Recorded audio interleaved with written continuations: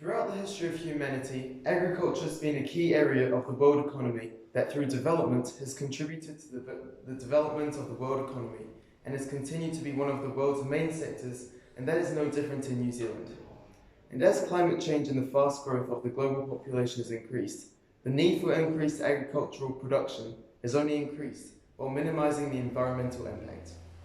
We want to build a solution that will be able to minimize water pollution levels from agricultural activity using new technology from space-based imagery. So for our internal, we analysed satellite images of the Waimakariri River to analyse different river flows and channel widths.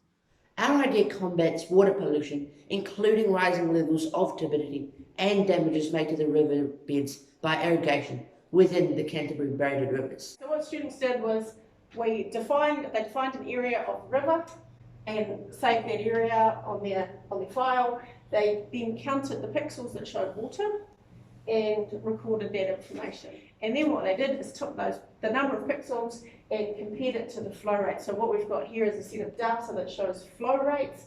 Obviously you can see storm events where you've got a flood happening, and each of these little spots would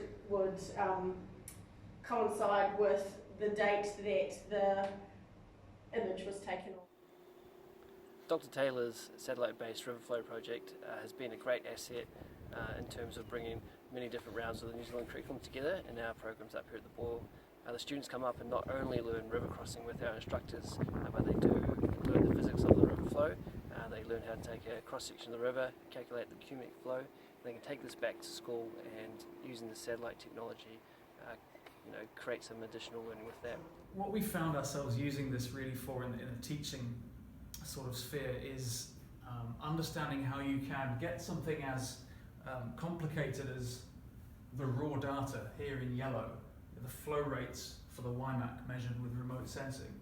And you can see there's quite a lot of noise and variability, but a key concept that we're trying to teach the boys here at Christ at level 3 stats is using something like a moving average to extract a key pattern from these raw data.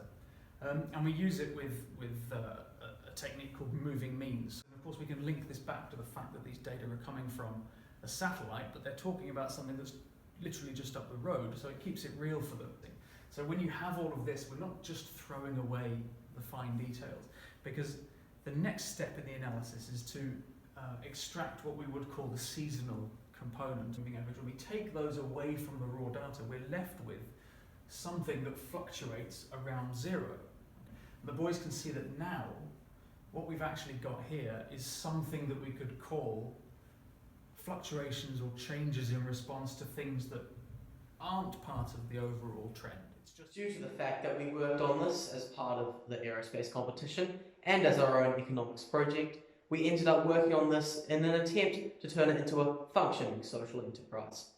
In order to do this, we developed a pitch discussing aspects of social enterprise in general, as well as looking at our actual idea, our business plan, our target audience, and our competitors. Our solution is to transform satellite imagery data into flow rates using a model that our teacher, Dr. Andrew Taylor, created.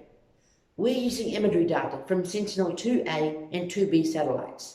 They provide filters to separate water from plant life and land to determine flow volumes over time and along the river. We chose to collect this data due to the environmental significance and business opportunities it provides. Through our product, our business will not only focus on generating income, but will also provide a solution and an alternative that can improve a community's economy.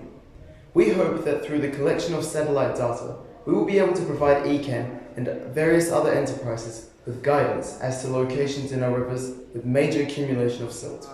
I just learnt about how the different seasons of the year could affect the different channel flows and the widths, and how the beads of the river change from season to season. It's also excellent for us as a provider. It gives us ways we can apply this sort of idea to other groups and other schools, but also we can use it as an organisation to create evidence and flow data that can support our hydroelectric proposal. We will take the centre off the grid and be more sustainable in the future.